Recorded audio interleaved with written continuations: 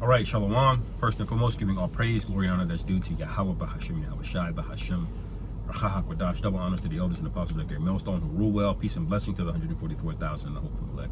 Shalom Barakatham. I'm going to try to make this real quick. I'm going to title this, Esau Sold the Cow to Buy Milk. All right.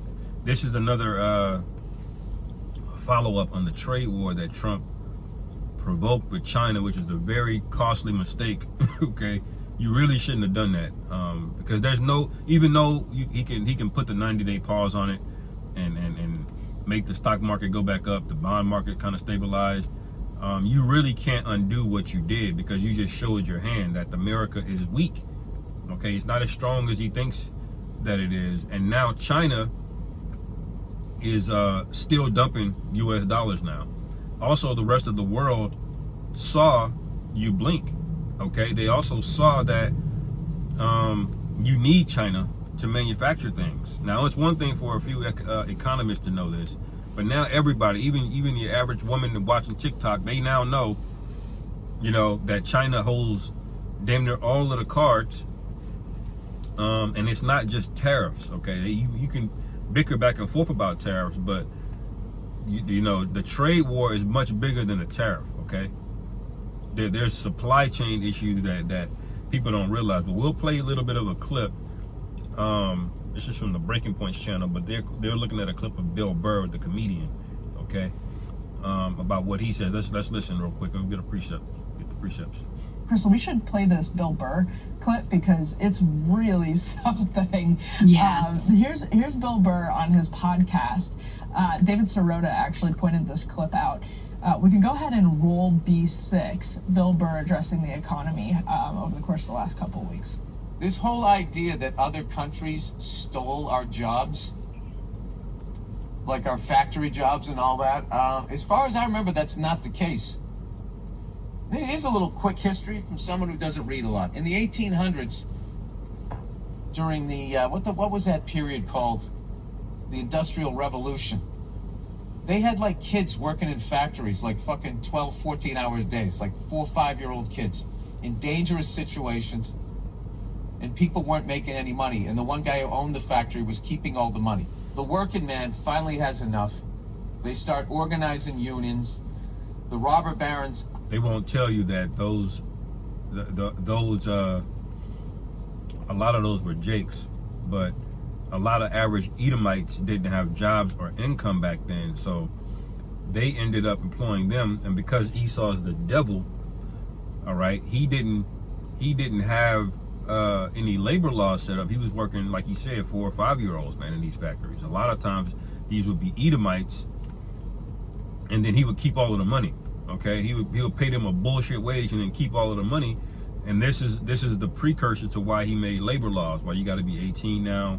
Why you got, different things like minimum wages became a thing, around this time, because you let the devil get away. He did it to his own people even back then, Now the only reason the unions and the labor came out is because it was happening to Edomites. That's the reason why. But y'all were just in slavery. As a matter of fact, slavery was still popping, at that time. Okay, just to make that point.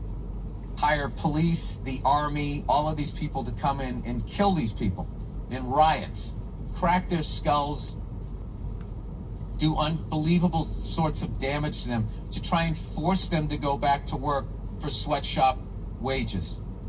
These people died, were maimed, catastrophic fucking injuries so that we could have a decent wage in this country, and they had unions and all of that.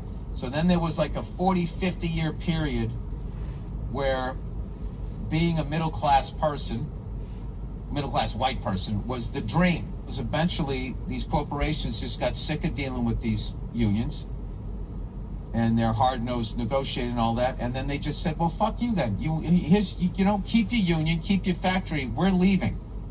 And they took their factories outside of the U.S. and went back to 1800 wages. Right, so did you catch what happened?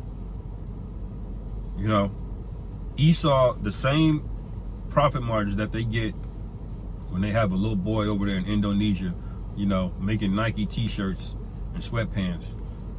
okay, that for dirt cheap, literally like a penny. These are kids doing that, okay?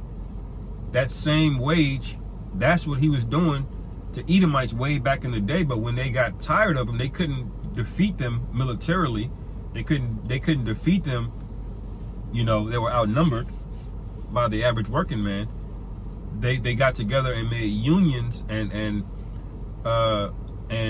started these labor unions, okay, and that forced them to pay them living wages. And this correlated around the time of the baby boomers, especially as well too, when they got back, okay. But eventually, the corporations still found a way to get back to those slave wages by doing what? Importing it or exporting it overseas, okay. You had the bill called NAFTA, okay, that got passed back in the 90s, and that basically did it, you know. But precept real quick, James 5:1, go to now, you rich men, weep and howl for your miseries that shall come upon you. Your riches are corrupted and your garments are moth-eaten. So the Lord is really mocking you, Edomites, okay. Something in my nose, man. It's lucky. Almost want to sneeze. The Lord is mocking you, Edomites, now, because you've exploited the meek, man, the Israelites, really. Shalaki. Okay? So the Lord is saying, weep and howl for your miseries now. Now it's coming back full circle. And I'll explain what I mean by he sold a cow to buy milk. Okay? Because I believe I heard Peter Schiff say that phrase as well. I was just doing a lesson and I mentioned them. Okay? But in verse 3 it says, your gold and silver is cankered. The rust of them shall be a witness against you. All right? What is the rust of gold and silver? This really goes into the money that used to be backed by gold, because real gold doesn't rust, neither does real silver. Okay, it doesn't tarnish or anything. You know, you can leave a gold brick somewhere for it could be 10,000 years, and you can dust it off; it'll still be pure gold. Okay, gold does not decay at all. Okay, and so when it says this, it's talking about the money, because we took the money off of the gold standard, and it says now it's a witness against you. Okay, now you got inflation.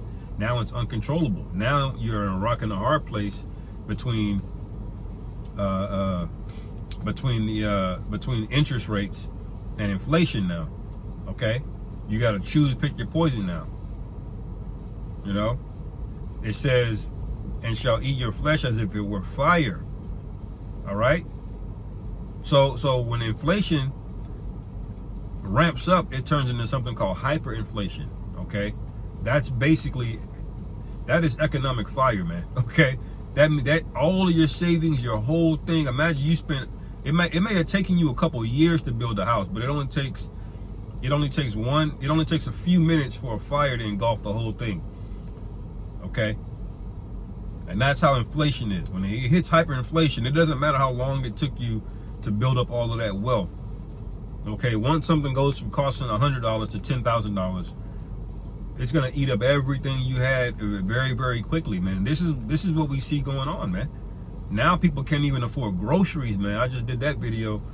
They're in a family and can't afford groceries, man. Got 2 incomes in the household and can't afford groceries.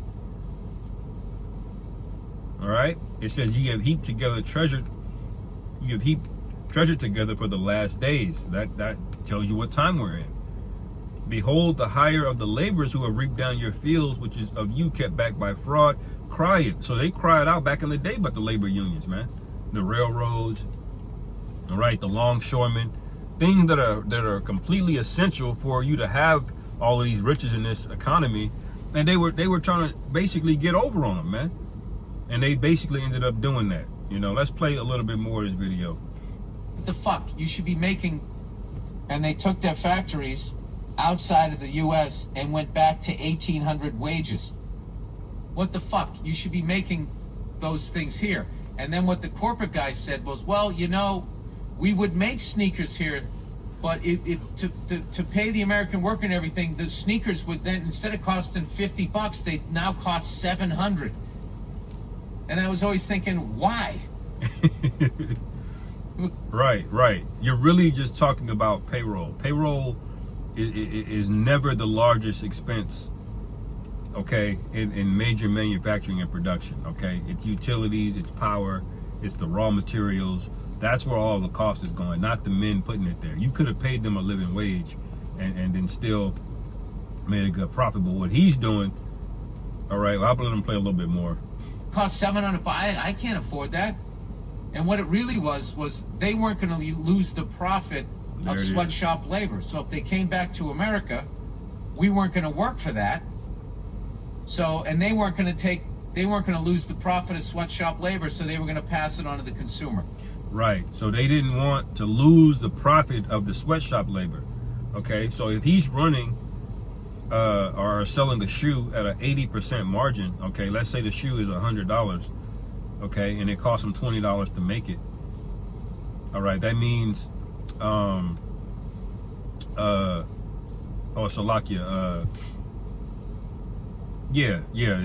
that'd be a 20% margin on the shoe to make it. So he's making an 80% profit. Okay, so he's saying if you move it over here, and now let's say that shoe for $100, let's say it cost them $10 to make it. Okay, let's say it cost them twice that amount to make it here. It'll cost them $20 to make it now instead of $10 to make it. He's saying, look, I'm maintaining my 80%. Okay, he's not taking the short on the profit margin. So he's trying to keep his margins at 80% instead of just eating that cost, if that makes any sense. You know, so that's why he inflates when he says it's going to cost $700 now. He's doing that based on the retail price, not what he's paying for it. Okay, if you added the payroll tax to the cost, I mean the extra payroll costs to the cost of the shoe here, he's only losing about 10 or 15%, but he don't even want to lose that. You know, he's making up an excuse saying, well, I got to raise the price, you know, several $100s, you know, to make sure, you know, we stay profitable. But the whole time his profits were never in danger, and he's doing that to his own people, man. You know, easy to see why Bill Burr is popular, Crystal. Yes, he needs to run for president. I'm not even kidding. Have you heard anyone else, any Democratic politician, explain it as well as him? We were talking yesterday, and you made such a good point that, and producer Griffin, I think, mentioned this as well, that he just sounds like a normal guy, which is something that most left class critics, but if we're attributing it to producer Griffin, yes, and I think that's actually very well said, because in a way that I don't want to say feminine because it's not all feminine, but it comes across as like very it doesn't always connect. Yeah, that's the thing, is it just does not connect. No, he's got a gift for that, and he's 100% right. You know, the Trump framing is like, oh, these countries stole our workers. No, politicians here collaborated with corporations to create this global race to the bottom. That's what it is. And so, you know, the left, people like Bernie Sanders, who has been extremely consistent, extremely prescient about the impact of NAFTA, the impact of PNTR. It's not that they're opposed to trade. They're opposed to trade that creates a race to the bottom. Yeah, I kind of butchered that explanation earlier. You know, he's looking at the tripling cost of a product and trying to triple the retail price of it as well. Okay, but tripling the cost of the product, he's still making over 60-something% margin, you know, because that's how big of a gap it is that he's selling these products for, man. And people are tired of it, man, you know. Going back to James 5, it says, behold, James 5:4, behold, the hire of the laborers who have reaped down your fields, which is of you kept back by fraud, crieth, and the cries of them have reaped are entered into the ears of the Lord Sabaoth. Okay, you have lived in pleasure on the earth and have been wanton. Ye have nourished your hearts as in the day of slaughter. You have condemned and killed the just, and he doeth not resist you, man. So he really is an unreasonable man, because he's done that to his own people, man. You know?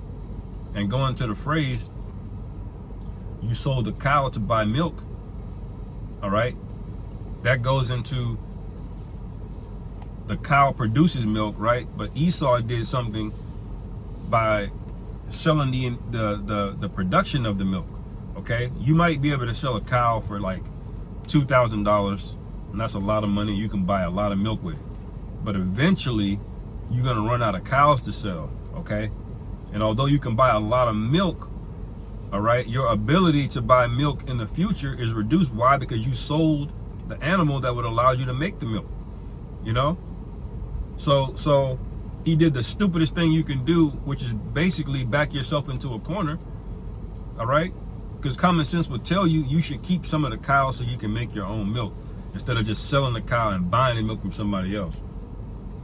You know, you just took the fact that the cow costs so much more than the milk at that point where you can just keep doing it, and you can for a while, but eventually that money runs out, and when it runs out, you have no ability to get milk at all anymore. You can't buy it now, nor can you produce it. Okay? Now that's the situation that America is in with China. Because you basically in the 90s, they gave up the entire menu. Over 90,000 factories and plants closed. You know? And now you look at the income inequality, it's like 11 Edomites own half the wealth, man. You know? On paper, you know, we'll never see the real riches and assets, you know, declared on any kind of financial statement or Wall Street. But you get the point, you know. We're basically, Trump started a war that really can't be undone because China's not going to back down. They're still going to expose you on TikTok. The trade war is gonna bleed over into a culture war, okay? And that's going to be problems stateside here for America. But anyway, I'll end it there, man. Lord willing, this is edifying. Call Allah Yahweh Bashim Yahweh Shai Bahashim Rakhakudah Shalom. On to the next.